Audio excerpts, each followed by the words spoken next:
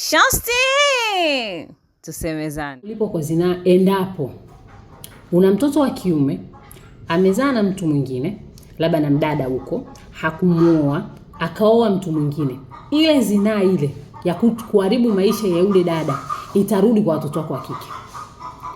Yes, that goes. Una mtoto wa kike amemuumiza dada mwingine huko kwa kutembea na mume wa mtu, ile zinaa ile italipo kwa kaka yake.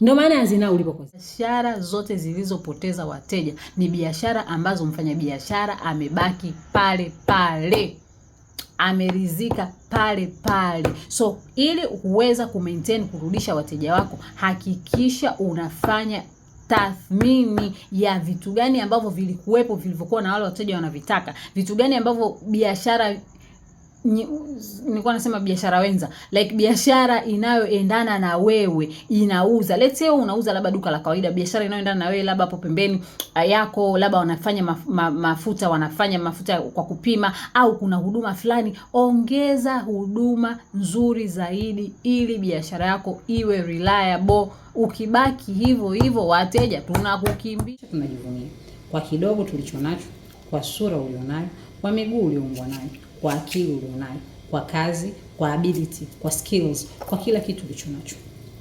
Kujivunia inamaanisha tunamtukuza Mungu kwa kitu alichotumba nacho. Kujivunia inamaanisha kwamba tunajua nguvu yetu iko wapi.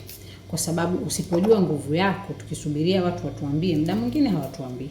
Kwa hiyo tunajikuta tuna doubt about ourselves. Kwa hiyo tuendelee kujivunia kwenye kila kitu chetu, ili tuweze kuona uzuri wa vitu vyetu na tuweze kuvimwagilia upendo, tuweze kuvimwagilia thamani na kadhalika. So jivunie ndugu, kwa chochote ulichonacho, kwa chochote ulichobarikiwa nacho, hakikisha unajivunia sana. Yani jivunie mno, yani usiache kujivunia. Kila laheri kwenye majivuno. Mashemeji ambao ni wagombanishi, njoni hapa tuzungumze. Salamu ziwafikie watu wote ambao mmepewa dhamana ya kuwa mawifi na mashemeji wa watu, lakini nyinyi ndo chanzo cha kufanya ndoa za watu zivunjike. Salamu ziwafikie. Salamu ziwafikie mawifi wote na mashemeji wote mnaopanga mikakati ya kuvunja ndoa za ndugu zenu. Salamu ziwafikie mawifi wote na mashemeji wote ambao ni wanafiki. Salamu ziwafikie kwa sababu nyinyi ndio wachochezi wa watoto wa mitaani, kwa sababu nyinyi mnavunja ndoa za watu kwa maneno ya huku na huku, kuwaweka watu katikati, wanandoa wasielewani. Wakikaa ndani wanasema dadangu amesema hivi, kakaangu amesema hivi, mdogo wangu amesema vile, ameniambia hivi, wewe uko hivi. Salamu ziwafikie.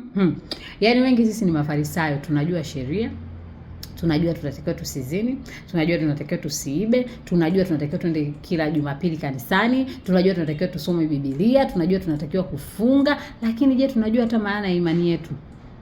Je, tunafanya matendo ya mema?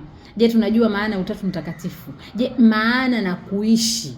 Yaani tukijua maana ni kuishi, kwa sababu kujua maana ya kitu ni kuishi, kwa sababu ndio maana wa kitu ulivyo. Yaani maana ya maji ni ili nisisikie kiu. Kwa hiyo utayanywa yale maji ili usisikie kiu, kwa sababu ukisikia kiu utakufa.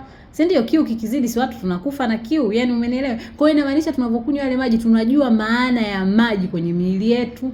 Kwa bila kujua maana ya imani tulizonazo, inamaanisha tunakuwa hatuna tofauti na mafarisayo wale, waandishi wale waliokuwa pale na Yesu, na walikuwa wanashangaa Yesu wanasema vitu na wanafanya vitu, kwa sababu Yesu alikuwa anajua misingi ya imani ya Ukristo, misingi ya imani ya kumjua Mungu kuliko awareness. Awareness ni kuwa na ufahamu wa kitu, lakini kujua maana, misingi, foundation na kadhalika. So ndugu wa Kristo wenzangu ambao kelele zimekuwa nyingi, sisemi kelele sio kwa kitu kibaya, yani kwamba awareness yani Ukristo tumefanya branding bwana. Makofi kwa Wakristo jamani.